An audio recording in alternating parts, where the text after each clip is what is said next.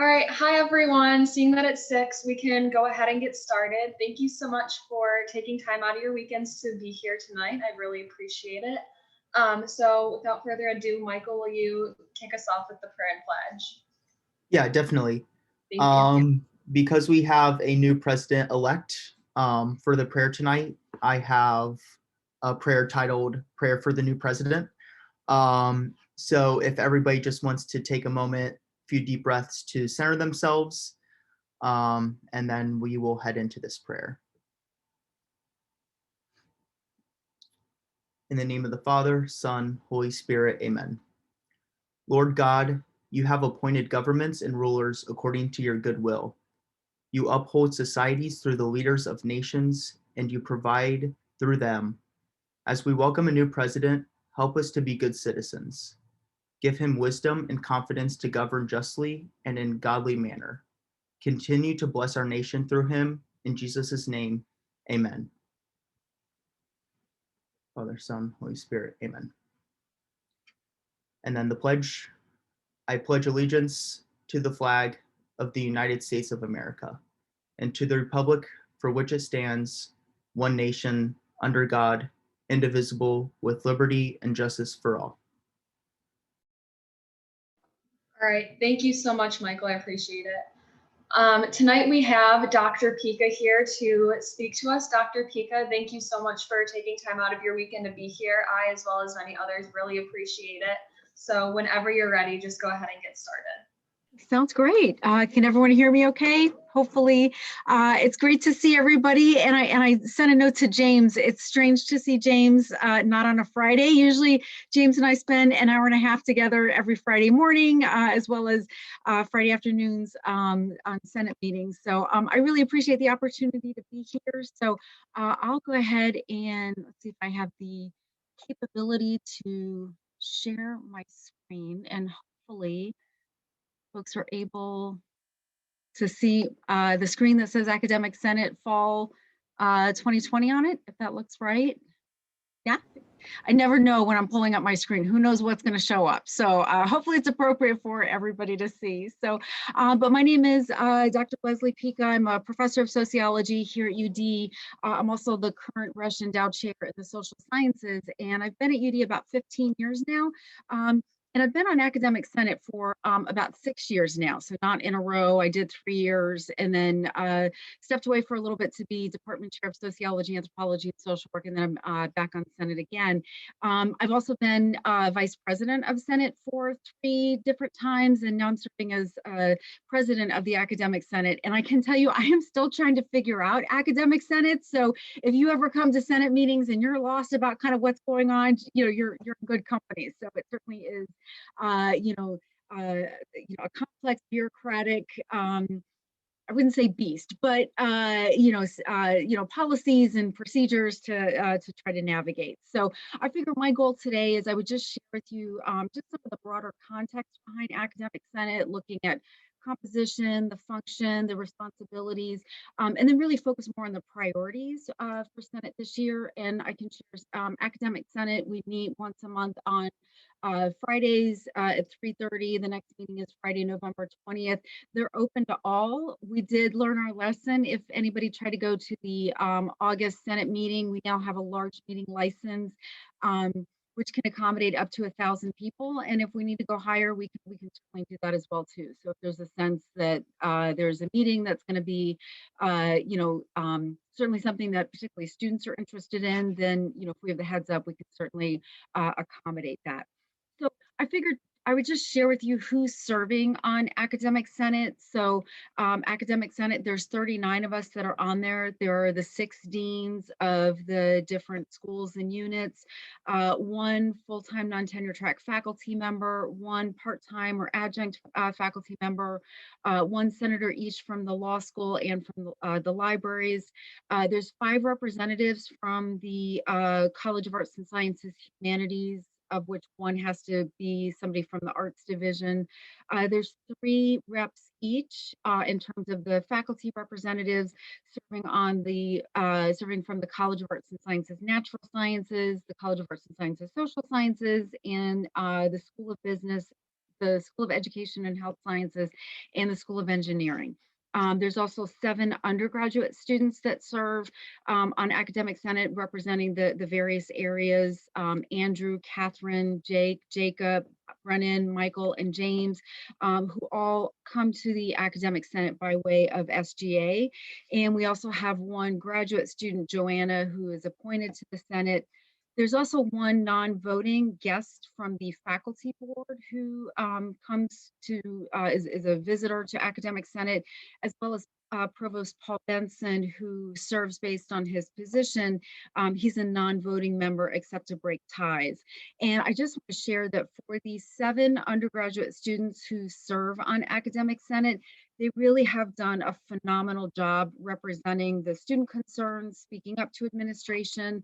And I've heard from many of my colleagues, faculty colleagues, who share just how difficult it can be, intimidating sometimes to speak in front of the provost, in front of deans, in front of professors. And I know many faculty who tell me that they won't say anything in Senate. And so given that, I'm just so deeply appreciative of each of the student senators really making sure that their voices and that the student voice is heard. So, so kudos and shout out to certainly all the student senators serving on Academic Senate. The folks who have a star by their name on this slide are also individuals who serve on ECAS, which is the Executive Committee of the Academic Senate. This year, ECAS also voted to have the full-time non-tenure track faculty representative serve on ECAS as a non-voting member, so she's there as well. As I mentioned, ECAS meets once a week for an hour and a half. And again, just a shout out to especially James Brill for all of his work on ECAS, coming every Friday morning to have conversations, which sometimes can seem like, why are we talking about these issues? But we tackle really big issues. How are we tenuring faculty, promoting faculty? What's the academic calendar look like? As well as some of those small things too that certainly need to be done. In terms of the function and the responsibilities for Academic Senate, really we've got kind of these 3 main responsibilities. One is legislative authority, which is the right to initiate, formulate academic policies, to amend, revise, rescind, evaluate existing policies. We have legislative concurrence, which is the right to review, approve, or disapprove, make recommendations on educational policies that are formulated by other committees, councils, and boards.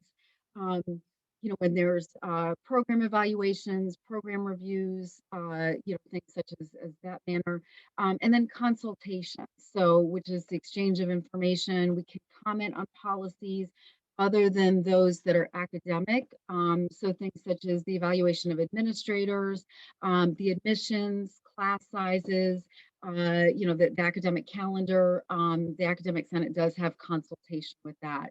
There are 3 standing committees from the Academic Senate, and then we also have ECAS. And I put the acronyms here because a lot of times in Senate we'll say a lot of things in acronyms, and people will sometimes forget that not everybody knows what UPTPTF is, or FAC, or some of these other letters.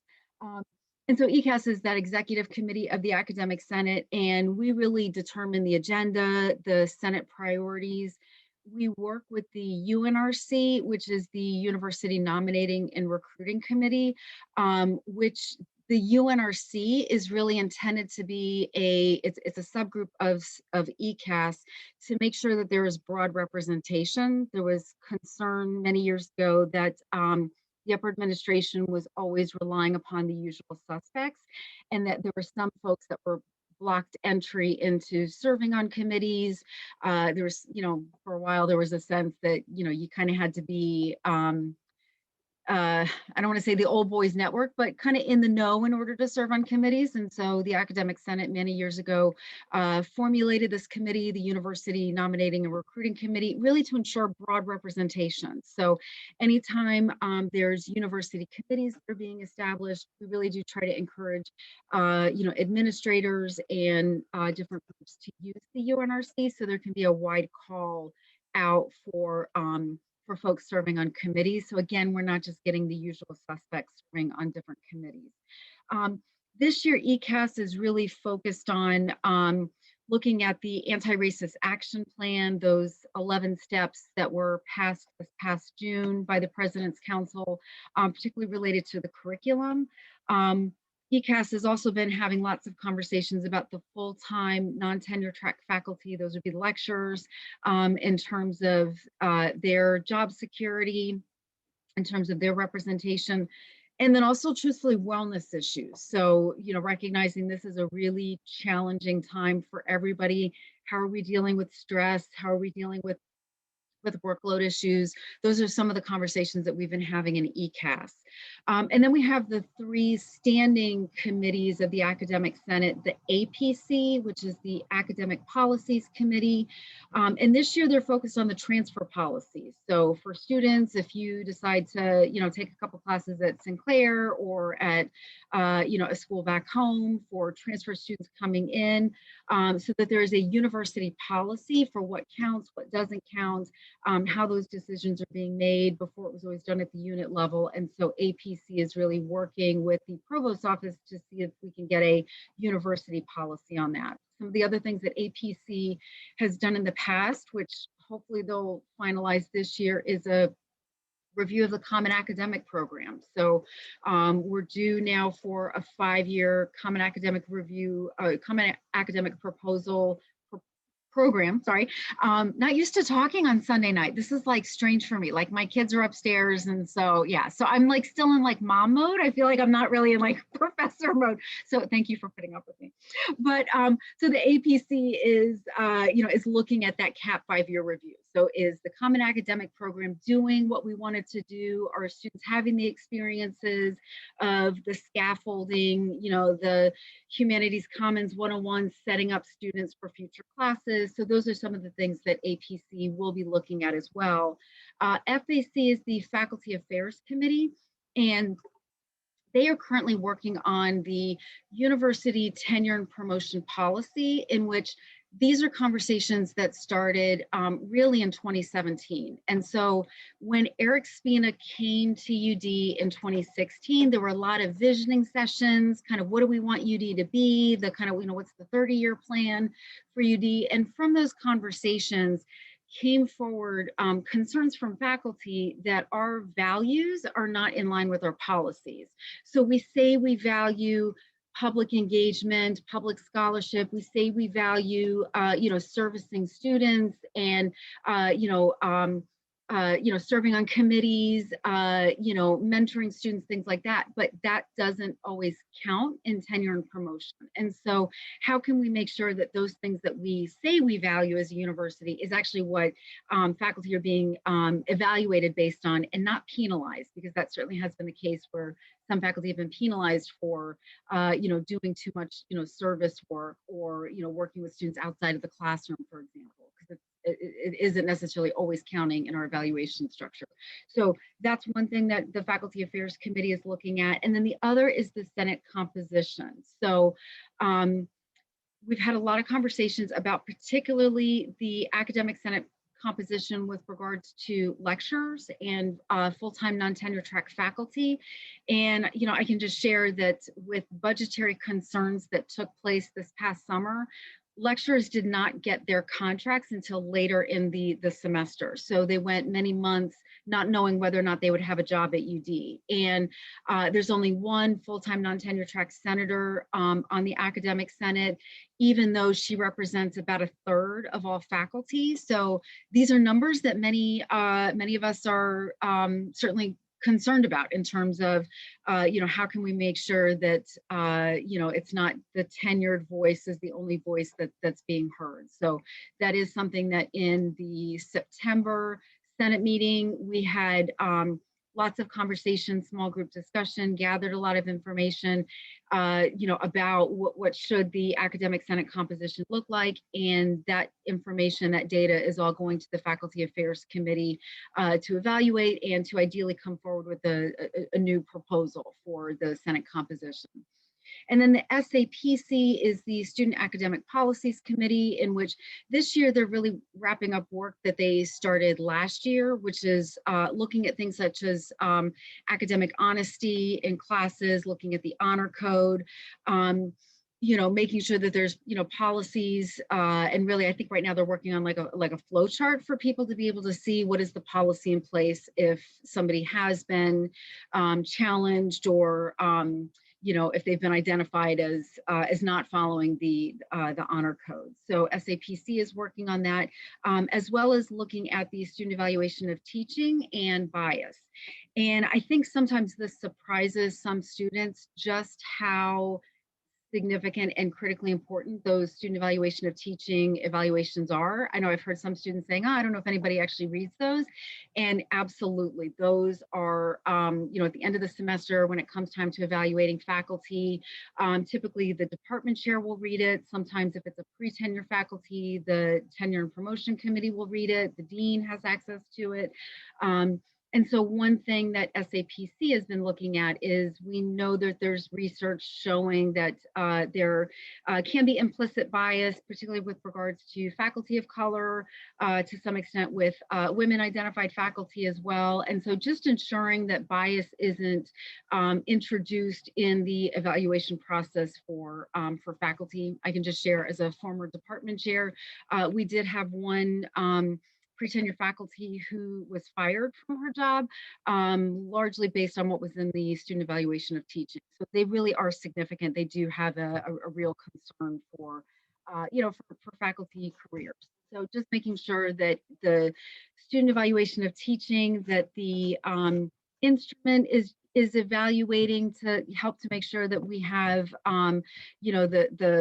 the best, the most effective teaching that we can in the classroom, but likely the instrument itself may not change, but the policies for how and what we do with those student evaluation of teaching certainly is something that that SAP is looking at. So especially since they're given so much weight in terms of, faculty merit, in terms of promotion, tenure, things like that.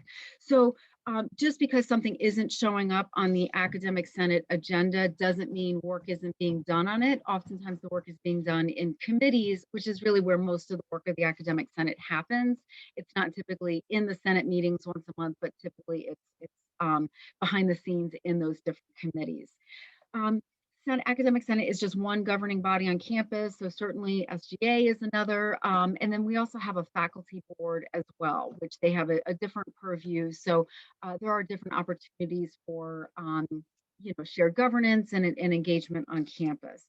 So I can just share with you the Senate priorities for this year. This is sort of what we identified in August. I think kind of looking at big picture, the pandemic and how is it that we're responding to it, that is by far the biggest thing that we're addressing. So making sure that those representative bodies, places like ECAS, is at the table as decisions are being made about, if it's the calendar, if it's, what are our testing procedures and policies, making sure that there's multiple voices and perspectives that are at the table as these decisions are being made. So that is by far the biggest thing that really we've been focused on this year. The second piece is working toward anti-racism. So the 11-step action plan for becoming an anti-racist institution. And I would really sort of define anti-racist from that intersectional approach. So certainly seeing, gender and sexual orientation, nationality, ability, disability status. But how do we make sure that, for example, our curriculum, our policies, as we're making decisions, that they are fully inclusive? So that would be a second piece that that Senate is working on. As I mentioned, the Senate composition, examining that, particularly with regards to increasing the number of full-time non-tenured faculty representatives. I can say a little bit more about that if folks are here. The university tenure and promotion policy, we're really hoping to wrap up that work this year as well. And then again, looking at student evaluation, teaching, and bias. Number 3 and number 4 have a little star by it because those are policies that if there were changes made to them, it needs to go through the academic senate, but it also has to go through all tenure line faculty. So even if Senate decides to change the academic senate composition, it can't go through as per the faculty handbook, the Constitution, without a vote of all tenure line faculty as well. And these are things that we've been having conversations about. Should we change the voting rights first? Should we change the Senate composition first? But we've been kind of going back and forth about that, but really focused on changing the composition to make sure that we are a representative body on campus. So just a sort of acknowledgement about that. And then I thought just to share with you, and this is the last slide, and then I promise I'll stop talking, is the students' experiences with the pandemic. So this is something that ECAS, that Academic Senate, is deeply concerned with. At the October Senate meeting, we did have a session on wellness opportunities to address fatigue and workload. Just a recognition that, just the stress that the pandemic has placed on everybody. I think there's a special concern for first-year students who, individuals who are new to, to the university committee, who may not have those social networks in place. So what are things that Academic Senate can do, that faculty can do, to make sure that we're really supporting each other and, in these really challenging times. So I am in follow-up conversations with folks from SGA to see about, can we do some joint sessions between Academic Senate and SGA with regards to getting the word out about these different opportunities. So a recognition that sometimes, we know there's research saying that, sometimes students have a difficult time asking for help, not knowing how to ask for help. So what are ways that, faculty, staff can be proactive and not just waiting for students to, to come forward, potentially when it's too late. So, and then part of that too is just this past week, we had conversations about the results of the midterm grades came out. You may have heard that the midterm grades for first-year students, there are some alarming numbers in terms of, an increase in the number of failures for particularly first-year students. So as a result of that, some of the messages, at least that Senate has received, that faculty have received, is number one, to make sure that faculty are updating their grades in Isidore, so that way students have a sense of, what their grades are. Academic advisors have also been encouraged to talk to faculty, to reach out to, to students. I can share with you as a faculty member that, it's always easier when somebody comes kind of at the early points of struggle. How do you have those conversations? How do you go to office hours and Zoom? To ask for help, to ask for support, as opposed to waiting until, right before finals, where you're kind of at that point of no return. So what are ways that some students in particular can be encouraged to reach out to different support networks that are in place here. And just a reminder that the last day to withdraw from classes is November 16th. So again, these are some of the conversations that we've been having in ECAS, certainly in Academic Senate, and certainly faculty, as a whole, just, how is that we can best support students. So I think that is all that I have for my presentation. I realize that was a lot there. I hope you got something out of it, but I'm happy to answer any questions or hear any feedback as well. So thank you. I don't know if you want me to facilitate and ask the question and see the hands raised, or if someone else wants to. I don't know, Natalie, if you were going to call on folks or if you wanted me to. They can just unmute themselves whenever. Oh, okay. Okay. Sounds great. Right. Hi, first off, thank you for coming tonight. This was very informative because I personally did not know a whole lot about how Academic Senate worked within the university, but I did have one question pertaining to the academic calendar. So this semester, our fall break was split up into a few singular days throughout the weeks. So like we just had no class on those days. There was two things I wanted to touch on regarding that. One, I know because my roommate had an evening class, so on the day off, he still had to go to class for that. And then the other thing was, do you think that it would be possible for next semester to, instead of having it be on like a Tuesday, Wednesday, or Thursday, make it on a Monday or a Friday? I feel like, because I've spoken to many students who would much rather prefer a longer weekend, more time off than just a day in the middle of the week. Yeah, Mason, and that's really a great question. And so in terms of the having to have the evening class, much of that has to do with contact hours that are required for accreditation. So making sure that there's a minimum number of hours. And so, so yes, so that's one of the reasons why those evening hours, those evening classes had to move forward. We certainly heard that, especially from Joanna, the graduate student representative, because that disproportionately impacts graduate students too, who for the most part have not had a break. So who they've just been, meeting nonstop. So, so that's the reason why for the evening classes, those still needed to take place. And you're right, I hear you about the breaks on Tuesday, Wednesday, Thursday. I can share with you, I didn't even realize that we had a break because I still had meetings and some of those things. I was like, oh yeah, we're supposed to, I didn't have my classes, so I didn't want anybody to think I'm actually holding my classes. But certainly, it was kind of a, business as usual.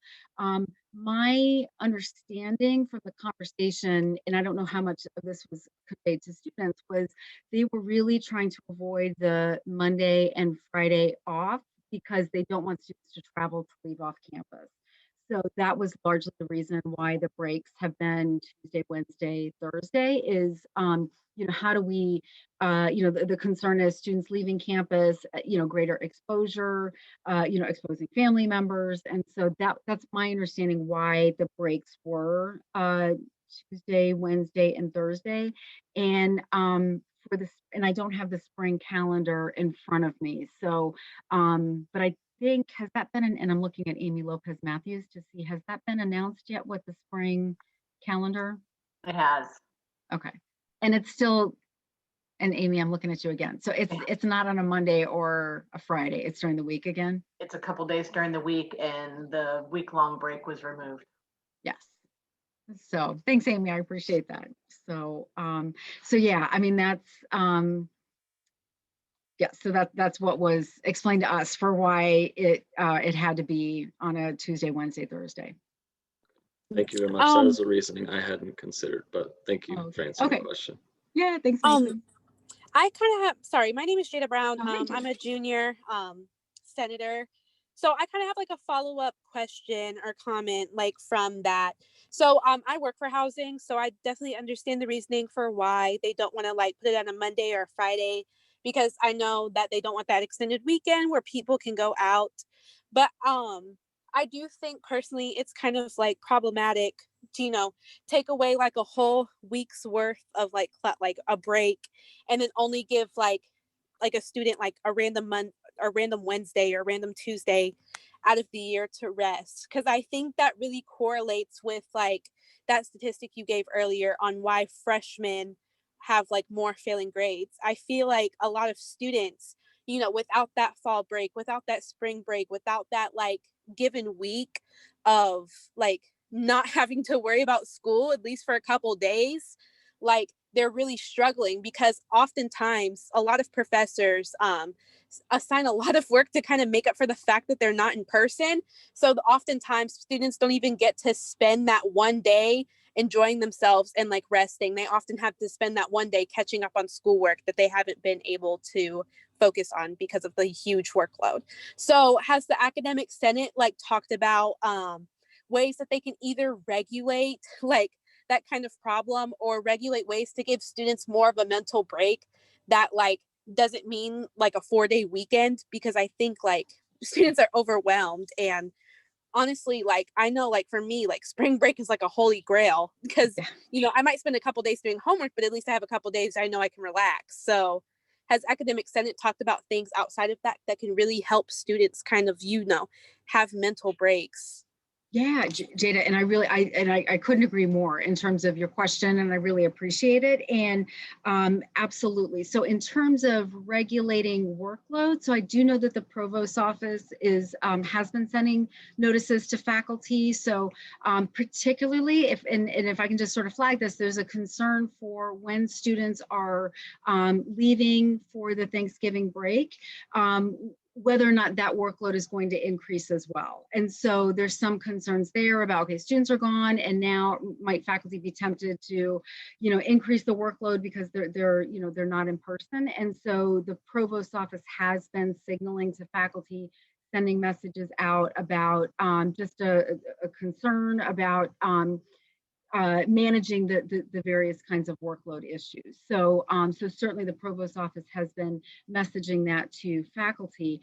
To me, I think that's also raising the issue about just stress about workload issues. And I think that's really something that I'm hoping that Academic Senate and SGA can have conversations about that, about, how is it that you can better manage the workload issues, and the stress certainly that we're all feeling.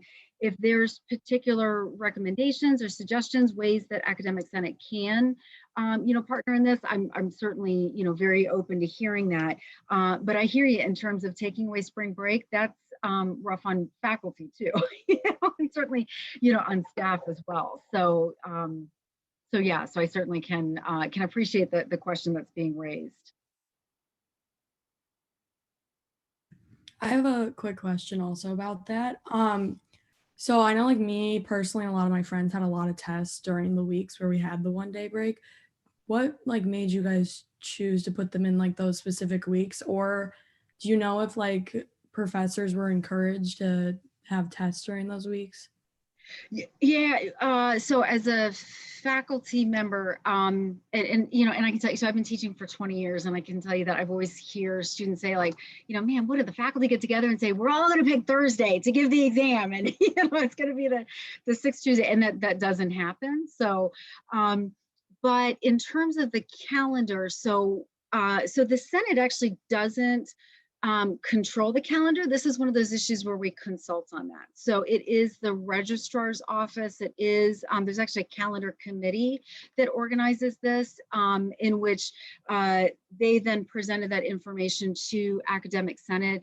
I mean, it's complex in terms of how it impacts other units too. So things like students in the arts, in which, by having, arts, I can say laboratories as well, that presents a deep challenge. I know the senator for biology, for example, was very vocal about that in terms of, having it be on a particular Tuesday or Thursday. That certainly has ripple effects throughout the week in terms of laboratories. But in terms of the specific days that they identified, I shouldn't call on James, but I know, James, we talked about this, it was a while ago in ECAS too. I don't think that there was any magic date for why it was selected. I think it's trying to vary it.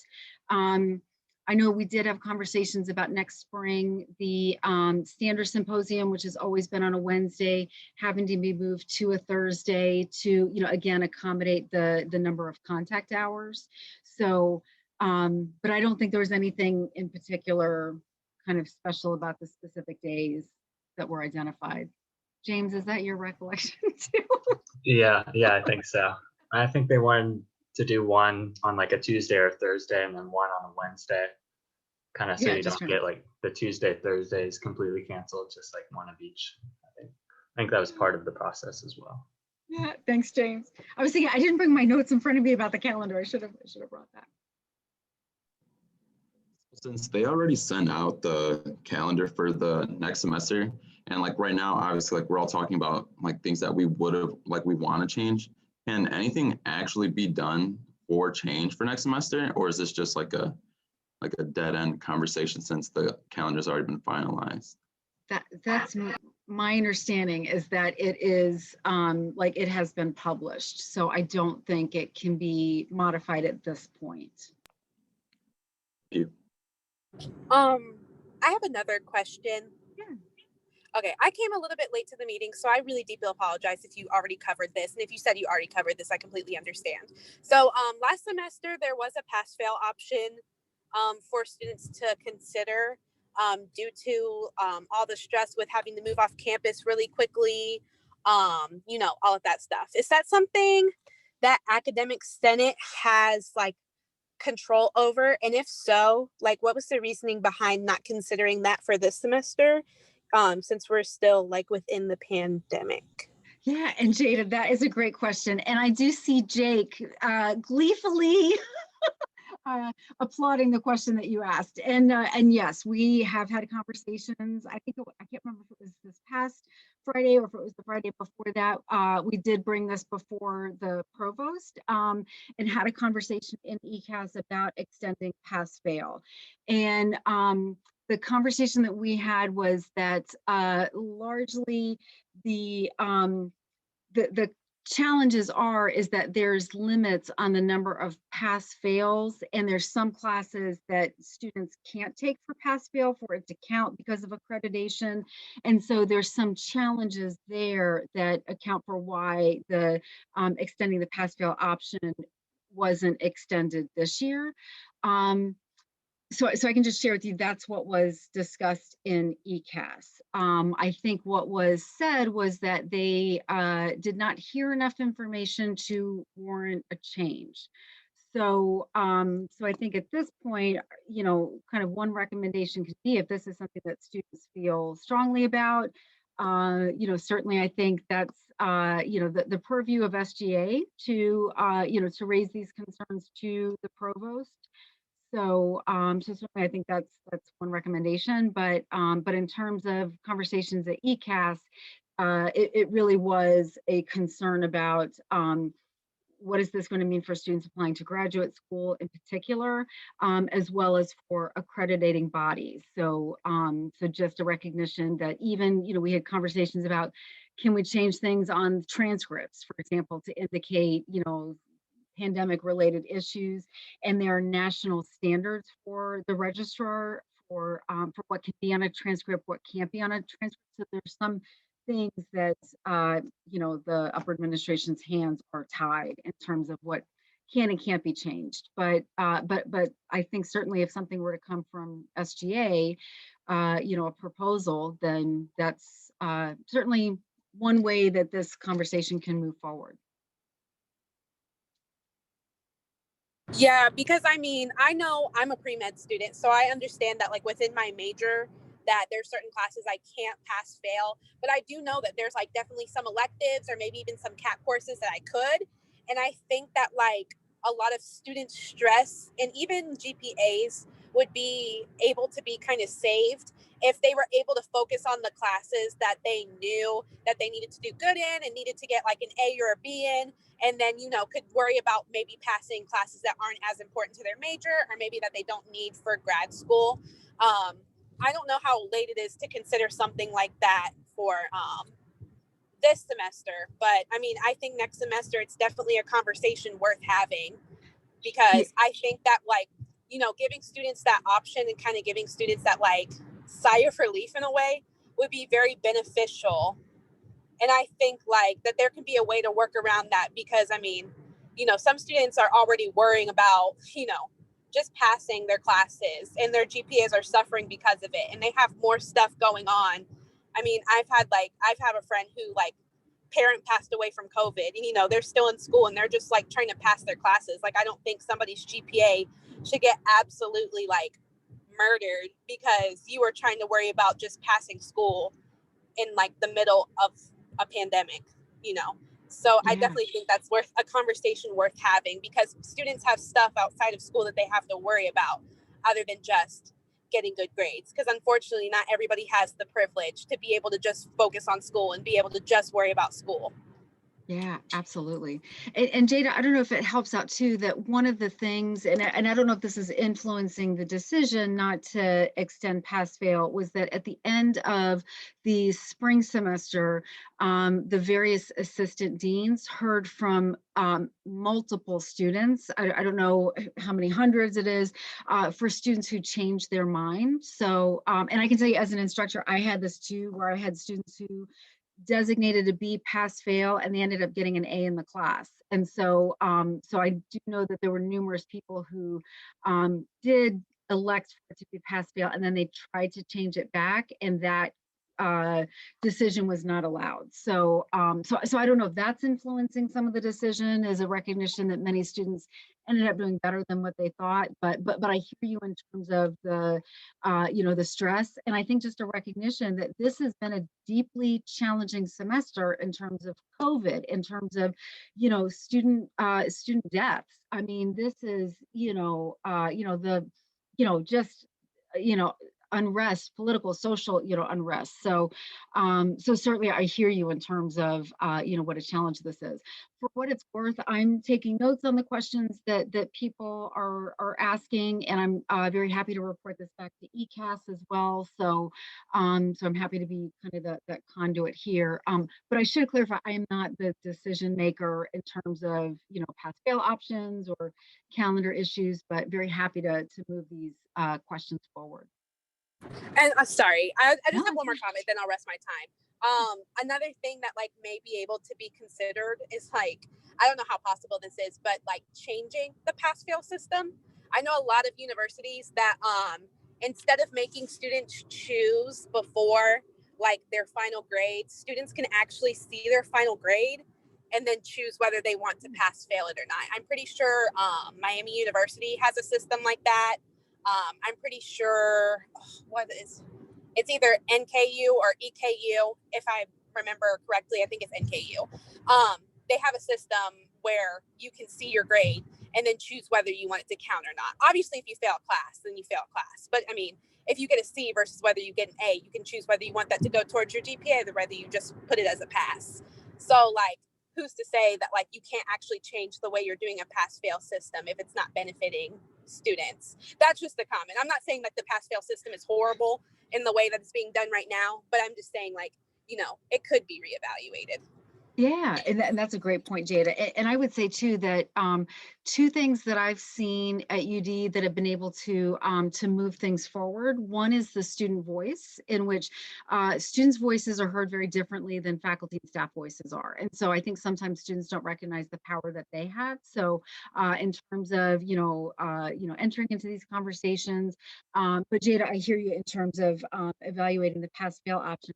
The other thing that I was going to say is doing peer evaluations and seeing, just like Jada, what you were mentioning about, you know, how is it that our peer and aspirant institutions, what do their models look like? So even things such as the, you know, anti-racism curriculum, that's one of the first things we do is we look to see, okay, how is it that other schools across the country, you know, are evaluating, you know, diversity in their curriculum, for example. So so I think you bring up a great point about making those comparisons with, you know, how is it that our peer and our aspirant institutions are, you know, what their policies look like as well.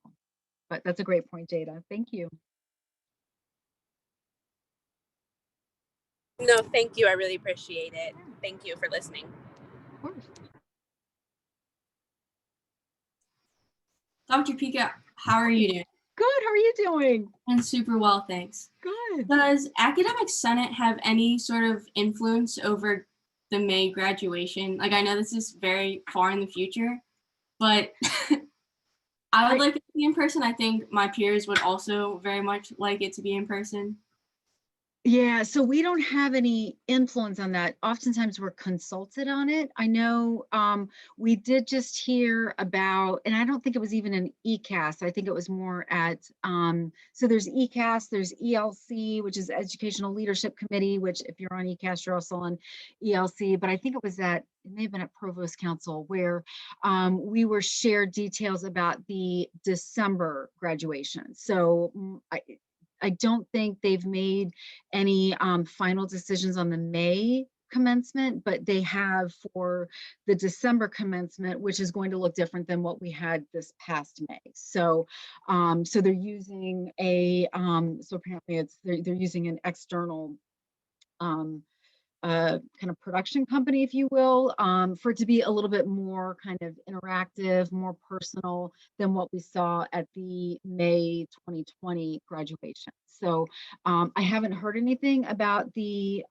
May 2021 graduation, but I think truthfully, I think that there's going to be constraints not only on what UD wants to do, but also based upon what the county and the state regulations are with regards to the pandemic. So some of this are not even decisions that UD can make in isolation, but also, you know, with the county and with the state. So, but I can certainly pass that along, especially in my next one-on-one that I have with Paul Benson about, yeah, I think a request to have, you know, social distance, appropriate May commencement. So, so I can certainly pass that along. Thank you. Yeah, Lena.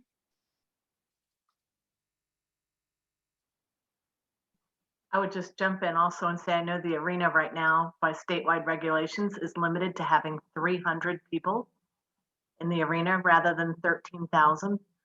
So they've applied for a variance to allow more people in there, but 300 people right now is not very many.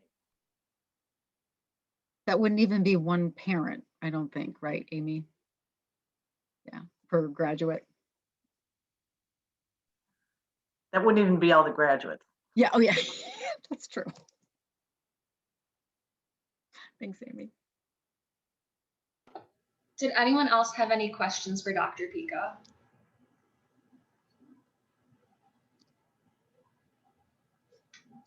Okay, seeing none. Dr. Pika, thank you so much again for being here. I really appreciate it, as well as a lot of others really appreciate it. It means a lot.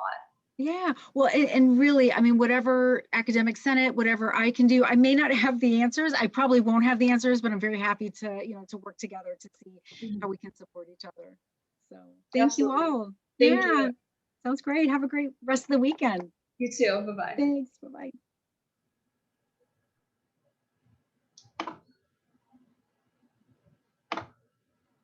All right, Michael, did we have any special request presentations? We do not tonight. All right, thank you. Grant, will you jump into attendance then? Yep. James Brill. Here. Jada Brown. Present. Jules Carr-Chelman. Present. Natalie Coppolino. Here. Lillian Dickman. Here. Jesse Edwards. Here. Michael Fields. Here. Sophia Garcia. Here. Jessica Garden. Here. Mason Gordon. Here. Daniel Hennessy. Present. Hannah Hobie. Here. Andrew Hubert.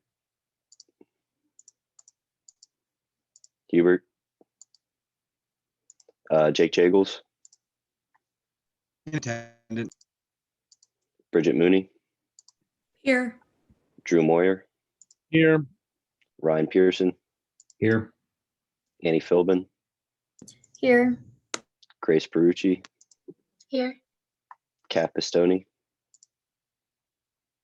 Here. Tommy Reese. I'm here. Jack Santee. Here. Kelly Stewart. Here. Ben Thomas. Here. Jacob Troutwine.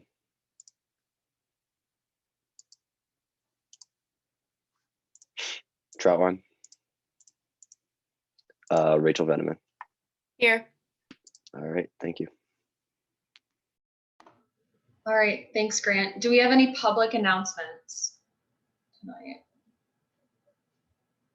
Okay, seeing none, I think that we had one public concern or comment. So Lena, you're first up on the list if you'd like to unmute yourself, just whenever. Oh, it was just about graduation. And then I guess to ask, does SGA have any say in anything at all? Okay, that's what Unfortunately, no. that was it. Thanks. like she said, though, I mean, student voices are important and will be taken into consideration, hopefully. So we will definitely be like voicing that concern and opinion, but I don't think we can wait. I know that there was at least one SGA member who was put on the graduation committee at the end of last year. So if you want to reach out to maybe start with Bill, see if that's something that we can reinstate for this semester, I think that'd be really helpful.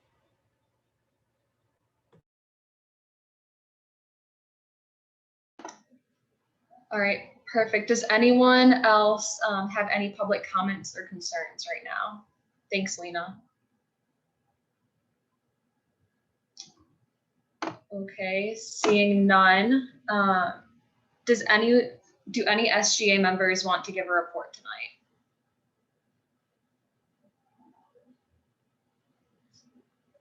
Okay, seeing none, I'll jump into my weekly report then. So I don't have a lot to say tonight, but in regard to our anti-racism action steps, like I mentioned last week, I am in the process of forming an internal working group just to make sure that things are kept on track and so that we keep making progress. So there are still a couple positions open. If anyone is interested in doing this type of work, feel free to email, text, or Slack me, and I can get you added to that group. And then additionally, I just wanted to mention that tonight, after the legislation is passed, we will be swearing in 2 new members. So Luis will be our Director of Campus Unity, and Courtney will be the Head of Commuter Relations. So other than that, I don't have any other updates for tonight. Jagels, if you want to get us into Senate floor, that'd be great.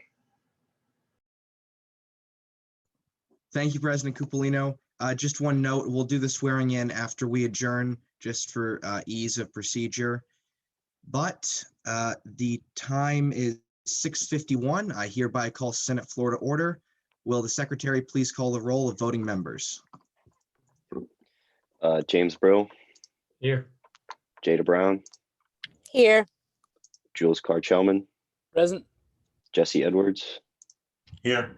Sophia Garcia. Here. Jessica Garvin. Present. Danielle Hennessy. Present. Hannah Hobie. Here. Andrew Hubert. Drew Moyer. Here. Ryan Pearson. Here. Grace Perucci. Here. Tommy Reese. Here. Jack Santee. Here. Kelly Stewart. Here. Ben Thomas. Here. Jacob Troutwine.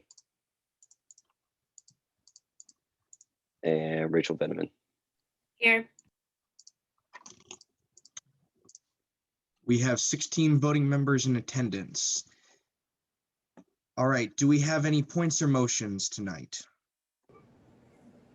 I move to bring Senate Bill 2021-11 to the floor. Thank you, Senator Moyer. Do we have a second? Seeing a second from Director Pearson, all those in favor of bringing Senate Bill 2021-11 to the floor, please raise your hands at this time. All those opposed?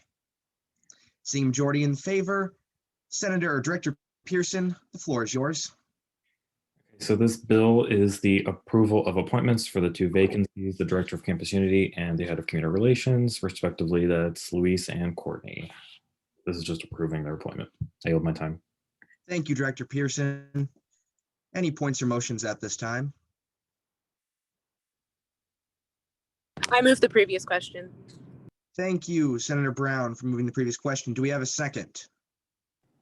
Seeing a second from Senator Veneman. All those in favor of moving the previous question, please raise your hands at this time. All those opposed? Seeing majority in favor, we will be moving into voting procedure. Please go to your participants tab, click the green check mark for yes, the red no for no, and the go slower to abstain.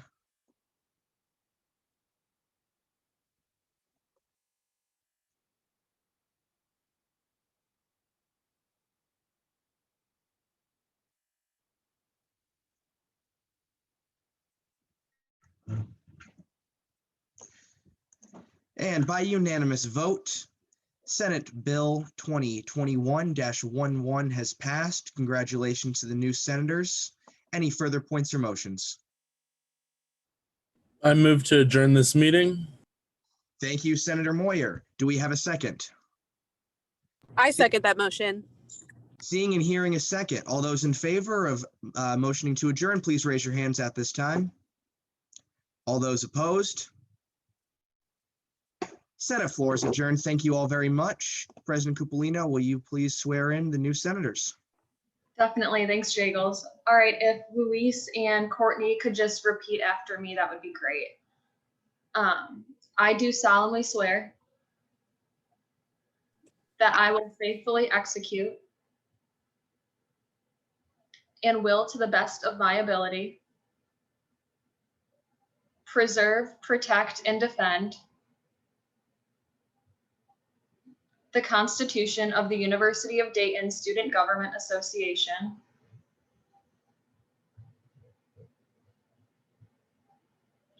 and will serve the undergraduate student body in accordance with the Catholic and Marianist values on which the University of Dayton is founded. Congrats, you two. Welcome.